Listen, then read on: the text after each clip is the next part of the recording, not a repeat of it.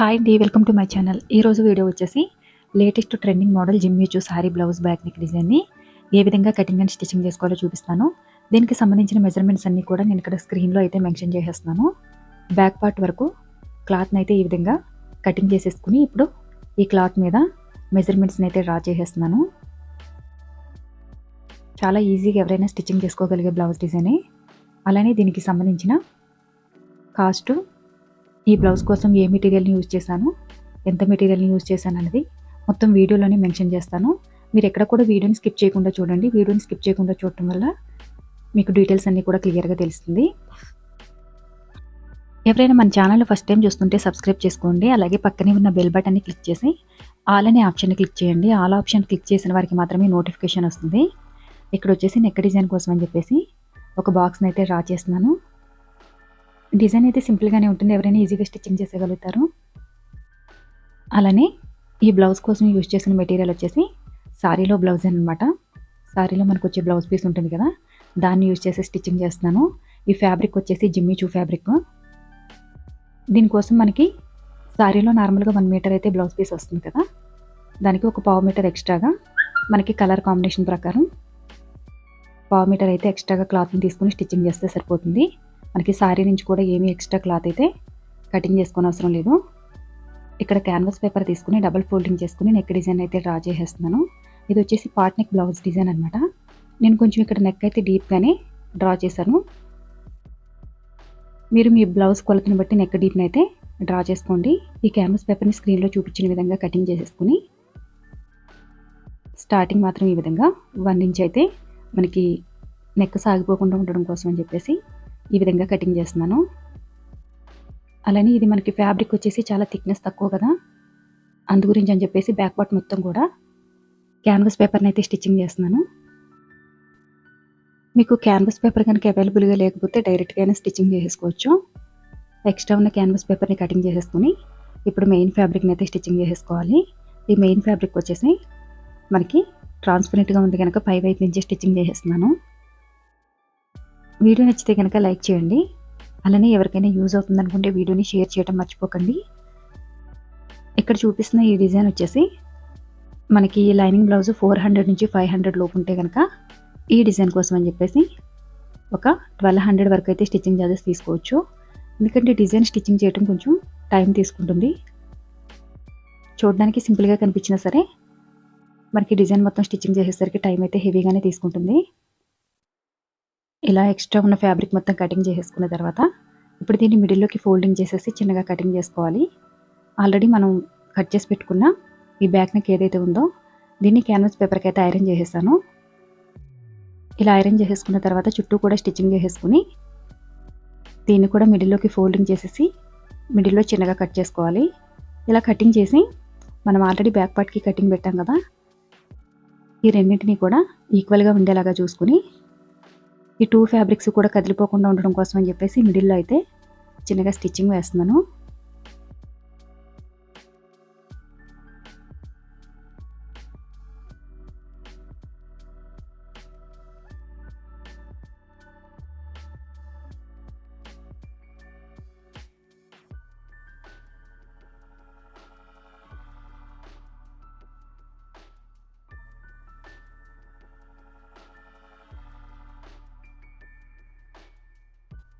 ఇలా నెక్ చుట్టూ కూడా కటింగ్ చేసేసుకున్న తర్వాత ఇప్పుడు ఈ నెక్ని అవతల వైపుకి ఫోల్డింగ్ చేసి ఒకసారి ఐరన్ చేసుకుంటే మీకు ఇంకా నీట్గా స్టిచ్చింగ్ చేసుకోవడానికి వీలుగా ఉంటుంది.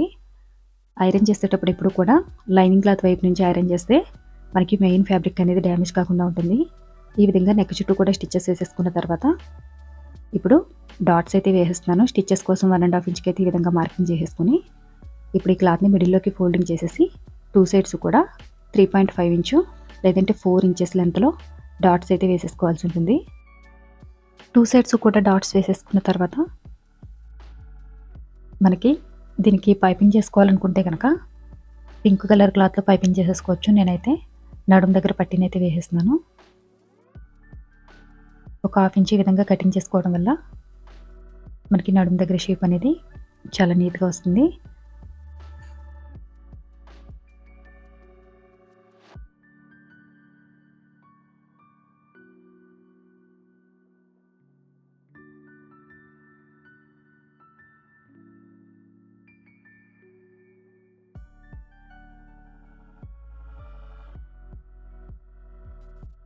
ఇలా బ్యాక్ పార్ట్ మొత్తం స్టిచ్చింగ్ చేసేసిన తర్వాత ఇప్పుడు నెక్ చుట్టూ డిజైన్ కోసం అని చెప్పేసి 1.5 ఇంచు విడుతులో ఉన్న క్లాత్ని అయితే తీసేసుకున్నాను. ఇక్కడ సారీలో కలర్ కాంబినేషన్ వచ్చేసి పింక్ అండ్ గ్రీన్ కనుక నేను పింక్ కలర్ అయితే ఎక్స్ట్రాగా 1/4 మీటర్ క్లాత్ అయితే తీసుకున్నాను.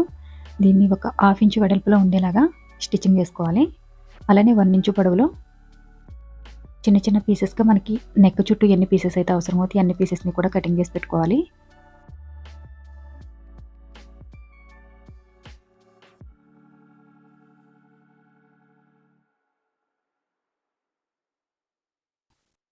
ఇలా కటింగ్ చేసుకున్న పీసెస్ అన్నీ కూడా ఒక 1 ఇంచ్ గ్యాప్ ఉంచేసి స్టిచ్చింగ్ చేసుకోవాలన్నమాట. అన్నీ కూడా ఈక్వల్గా వచ్చేలాగా గ్యాప్స్ అన్నీ కూడా చూసుకోవాలి. మరి దూరంగా స్టిచ్చింగ్ చేసిన డిజైన్ అనేది అంత నీట్గా రాదు. నెక్ చుట్టూ కూడా ఈ పీసెస్ని కంప్లీట్గా స్టిచ్చింగ్ చేసేసుకోవాలి.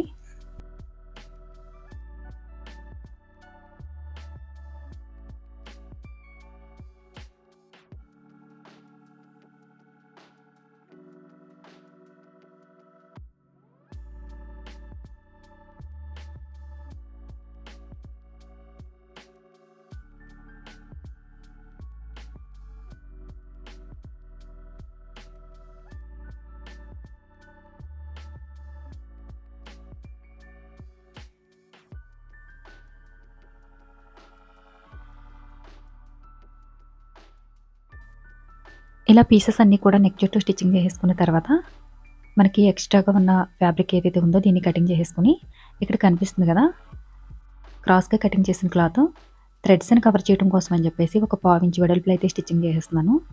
మరి ఎక్కువ వెడల్పులో స్టిచ్చింగ్ చేసినా సరే మనకి డిజైన్ అనేది కవర్ అయిపోతుంది. డిజైన్ కవర్ అవ్వకుండా ఉండడం కోసం అని చెప్పేసి ఒక 1/4 ఇంచ్ గ్యాప్లోనే స్టిచ్చింగ్ చేస్తున్నాను. ఇప్పుడు ఈ క్లాత్ని అవతల వైపుకి ఫోల్డింగ్ చేసేసి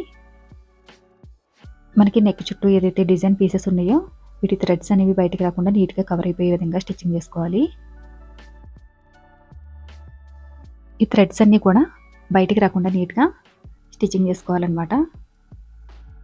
కంప్లీట్గా నెక్ చుట్టూ కూడా 2 టైమ్స్ అయితే స్టిచ్చింగ్ చేయాల్సి ఉంటుంది. ఫస్ట్ అయితే 1 సైడ్ స్టిచ్చింగ్ చేసేస్తున్నాను. తర్వాత ఎండింగ్కి వెళ్ళిన తర్వాత రివర్స్లో మళ్ళీ స్టిచ్చింగ్ చేసేసుకోవాలన్నమాట. వీడియో నచ్చితే లైక్ చేయడం మర్చిపోకండి. లైక్ చేయడం వల్ల మన ఛానల్ని మీరు సపోర్ట్ చేసినట్టుగా ఉంటుంది. అలాగే ఏమైనా డౌట్స్ ఉంటే కనుక కామెంట్ సెక్షన్లో కామెంట్ చేయండి. ఈ డిజైన్ కోసం మీరైతే ఎంత స్టిచ్చింగ్ చార్జెస్ తీసుకుంటారో కామెంట్ సెక్షన్లో కామెంట్ చేయండి.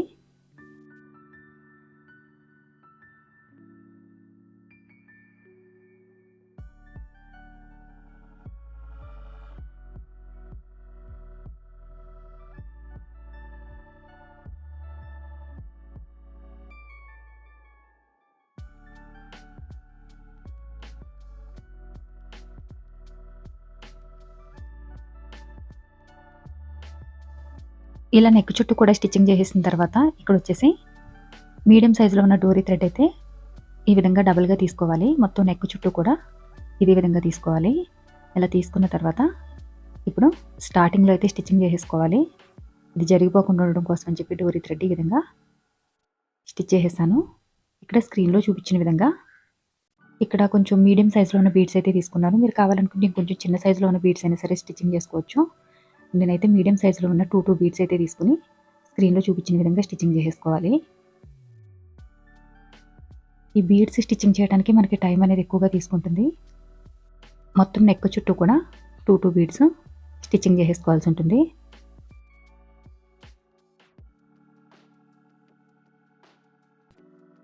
ఇలా కంప్లీట్గా నెక్ చుట్టూ కూడా ఈ బీడ్స్ని స్టిచ్చింగ్ చేసేసుకున్న తర్వాత ఇప్పుడు నెక్ మిడిల్లో డిజైన్ కోసం అని చెప్పేసి 3 ఇంచెస్ లెంత్ విడ్త్ ఉన్న క్లాత్ని అయితే ఈ క్లాత్ పీసెస్ని అయితే తీసుకుని స్క్రీన్లో చూపించిన విధంగా హ్యాండ్ తోటి స్టిచ్చింగ్ చేసేసుకోవాలి. ఈ విధంగా మనకి ఎన్ని పీసెస్ అయితే అవసరం అవుతాయో అన్నింటినీ కూడా స్టిచ్చింగ్ చేసేసుకోవాలన్నమాట. ఒక లీఫ్ డిజైన్ లాగా స్టిచ్చింగ్ చేసేసుకోవాలి.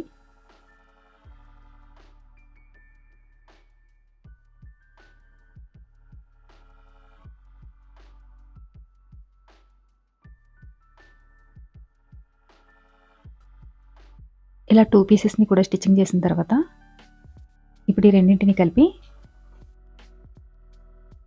స్టిచ్ చేసేస్తున్నాను. వీటిని స్టిచ్చింగ్ చేసేసుకున్న తర్వాత మనకి బటన్ ఇక్కడ స్మాల్ సైజ్‌లో ఉన్న బటన్ తీసుకొని స్టిచ్చింగ్ చేసేస్తున్నాను. మీకు బటన్స్ చిన్న సైజ్‌లో ఉంటేనే డిజైన్ అనేది నీట్‌గా ఉంటుంది. మరి పెద్ద బటన్స్ అయితే డిజైన్ అంతా నీట్‌గా కనిపించదు.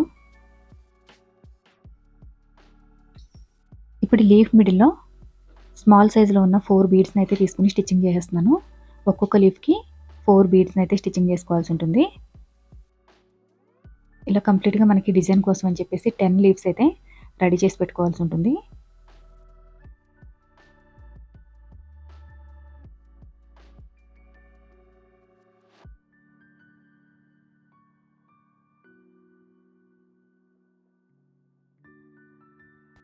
ఇలా అన్నింటిని రెడీ చేసుకున్న తర్వాత ఇప్పుడు డిజైన్ కోసం క్రాస్‌గా కటింగ్ చేసిన క్లాత్ అయితే తీసుకున్నాను. ఇది వచ్చేసి 2.5 ఇంచు వెడల్పులో క్లాత్‌ని తీసుకొని ఒక హాఫ్ ఇంచు వెడల్పులో స్టిచెస్ అయితే వేసేసుకోవాలి. ఇప్పుడు ఈ క్లాత్‌ని ఇవతల వైపుకి ఫోల్డింగ్ చేసి 2 సైడ్స్ కూడా స్టిచ్చింగ్ చేసేసుకోవాలి. ఇప్పుడు నెక్ మిడిల్‌లో స్క్రీన్‌లో చూపించిన విధంగా మనం 2 లీవ్స్ అయితే స్టిచ్ చేసుకున్నాం కదా! ఒకటి మాత్రం మిడిల్‌లో ఇలా 3 లీవ్స్‌ని అయితే స్టిచ్చింగ్ చేసుకోవాల్సి ఉంటుంది. మిగతా అన్నీ కూడా 2 లీవ్స్‌ని అయితే స్టిచ్చింగ్ చేసుకోవాలి. ఇలా ఫస్ట్ దీన్ని స్టిచ్చింగ్ చేసేసుకున్న తర్వాత డిజైన్ కోసం మనం ఆల్రెడీ క్రాస్ పీసెస్ ఏవైతే కటింగ్ చేసి పెట్టుకున్నామో వాటిని స్టిచ్చింగ్ చేసుకోవాలి. ఇప్పుడు హ్యాంగింగ్స్ కోసం అని చెప్పేసి 3 ఇంచెస్ లెంత్ విడ్త్ ఉన్న క్లాత్‌ని తీసుకొని ఈ విధంగా ఫోల్డింగ్ చేసేసి స్టిచ్ చేసేసుకున్నాను. దీనికి ఇప్పుడు పింక్ కలర్ క్లాత్‌తో జస్ట్ పైన పైపింగ్ లాగా స్టిచ్చింగ్ చేసేస్తే మనకి హ్యాంగింగ్స్ అనేవి చాలా నీట్‌గా కనిపిస్తుంది. ఈ విధంగా ఫోల్డింగ్ చేసేసుకొని నీట్‌గా స్టిచెస్ వేసేసుకోవాలి. 3 హ్యాంగింగ్స్‌కి కూడా సేమ్ డిజైన్ అయితే స్టిచ్చింగ్ చేసేయాలి.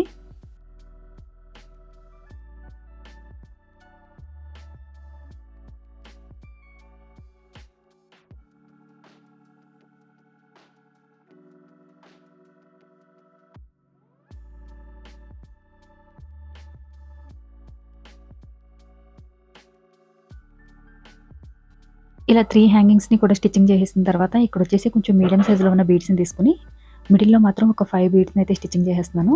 చివర మాత్రం 2 బీడ్స్ అయితే స్టిచ్చింగ్ చేస్తున్నాను. మొత్తం 3 హ్యాంగింగ్స్‌ని అయితే ఈ ఫ్లవర్ దగ్గర స్టిచ్చింగ్ చేసుకోవాలి.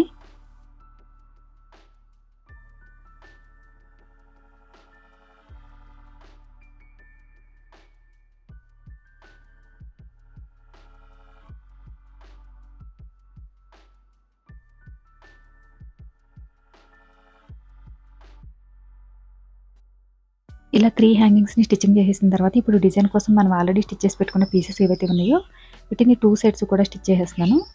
ఇక్కడ స్క్రీన్‌లో చూపిస్తున్నాను కదా! ఈ విధంగా అయితే దీన్ని స్టిచ్చింగ్ చేసుకోవాల్సి ఉంటుంది. అలాగే లీవ్స్ అన్నీ కూడా ఇక్కడ కనిపిస్తున్నాయి కదా స్క్రీన్‌లో. ఇలా హ్యాండ్ తోటి స్టిచ్చింగ్ చేసేస్తున్నాననమాట 2 సైడ్స్ కూడా. ఈ విధంగా స్టిచ్చింగ్ చేసేసుకున్న తర్వాత ఫైనల్‌గా మన బ్లౌజ్ లుక్ అయితే ఈ విధంగా ఉంటుంది. వీడియో నచ్చితే లైక్ చేయండి, షేర్ చేయండి. Thanks for watching.